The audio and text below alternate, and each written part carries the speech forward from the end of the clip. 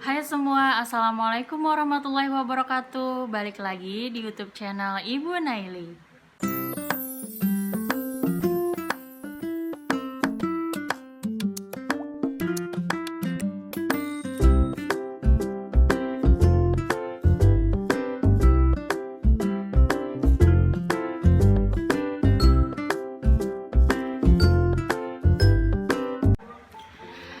Sebelum kita memulai pelajaran kita pada hari ini, mari kita bersama-sama mengucapkan basmalah. Bismillahirrahmanirrahim. Semoga dengan pembacaan basmalah tadi, pelajaran kita hari ini berjalan dengan baik dan lancar, dan kalian pun dapat memahami materi yang Ibu berikan. Hari ini Ibu akan menjelaskan materi seni budaya untuk kelas 10, bab 2 yang berjudul Karya Seni Musik Tradisional. Jadi judulnya Karya Seni Musik Tradisional. Sesuai dengan judulnya, karya seni musik tradisional berarti adalah karya seni musik yang berasal dari daerah-daerah di seluruh Indonesia. Seperti daerah kita Kalimantan Selatan, Banjarmasin, daerah kita juga mempunyai karya seni musik yang bisa disebut dengan musik panting. Kemudian lagu daerahnya yang sudah sangat familiar sekali itu seperti lagu daerah Ampar-Ampar Pisang, kemudian juga Pembatangan, Anak Pipit, dan lain-lain. Oke, langsung saja kita masuk kepada materinya, yaitu karya seni musik merupakan salah satu seni yang sangat beragam dan terus berkembang di Indonesia. Indonesia memiliki beragam aliran jenis musik yang tersebar dari Sabang sampai Merauke. Musik yang berkembang di masyarakat secara turun-temurun dipertahankan masyarakat sebagai sarana hiburan, dan musiknya pun menggunakan musik daerah masing-masing seperti yang Ibu jelaskan di awal tadi. Daerah kita Kalimantan Selatan itu mempunyai alat musik ciri khas tersendiri seperti musik panting. Kemudian lagi karya seni musik tradisional. Yang pertama itu pengertian musik tradisional. Seni musik tradisional adalah salah satu jenis musik yang secara turun-temurun melekat sebagai sarana hiburan di kalangan masyarakat tertentu.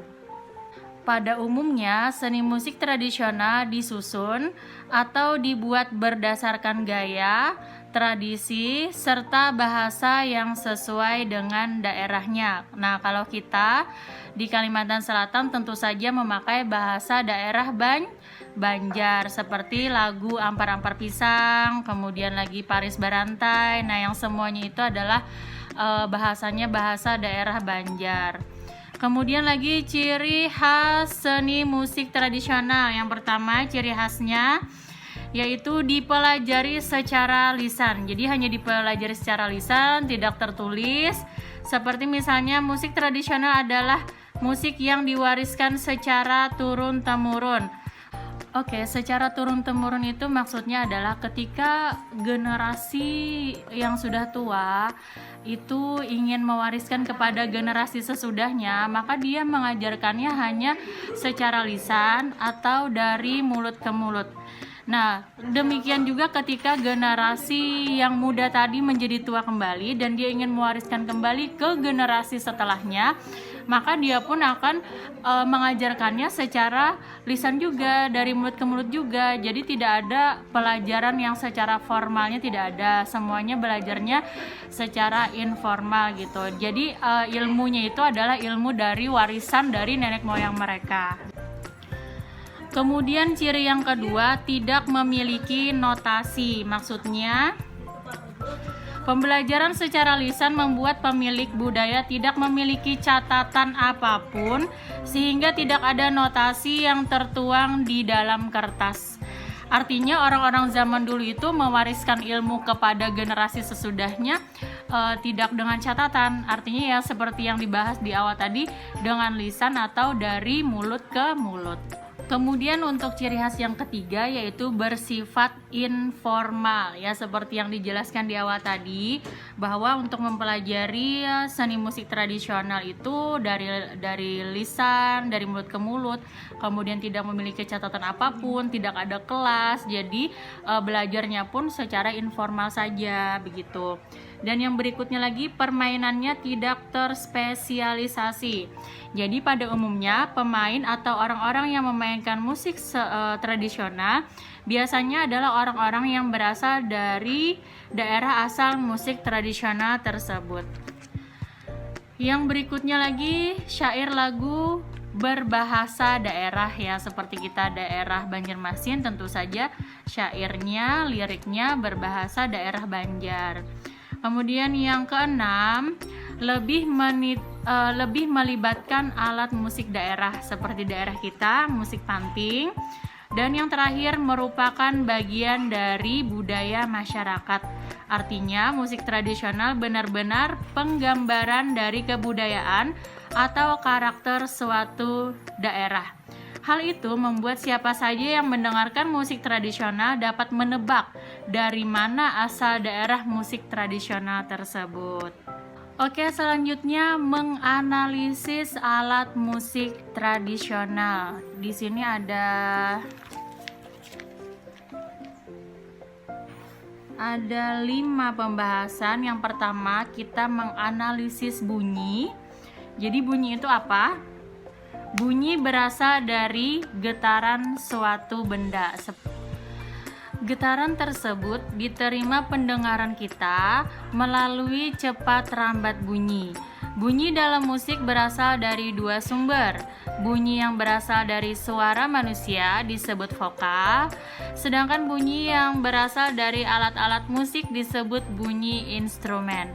Bunyi dengan getaran yang teratur akan menghasilkan sebuah susunan rangkaian nada. Contohnya seperti ketika ibu sedang berbicara, maka ada getaran di dalam mulut kita, di dalam mulut ibu, sehingga mengeluarkan suatu bunyi. Seperti contohnya ketika seseorang memainkan alat musik gendang atau rebana yang dipukul, kita pukul dung gitu, ada getarannya dan keluarlah di getaran itu suatu bunyi. Yang kedua adalah irama.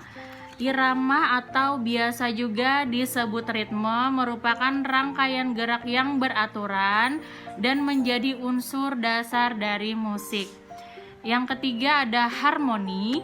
Harmoni merupakan keselarasan paduan bunyi. Jadi kalau misalkan bunyi dari suatu musik tadi tidak selaras, maka itu tidak bisa disebut harmoni. Jadi maksudnya selaras itu adalah seimbang antara musik yang satu dengan musik yang lainnya dan juga dengan lagunya begitu.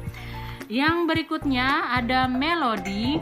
Melodi merupakan tingkatan tinggi, rendah, dan panjang pendeknya nada dalam musik. Dan yang terakhir ada tekstur. Tekstur pada musik berupa jalinan atau alunan melodi dalam sebuah karya musik yang terdiri atas berbagai suara.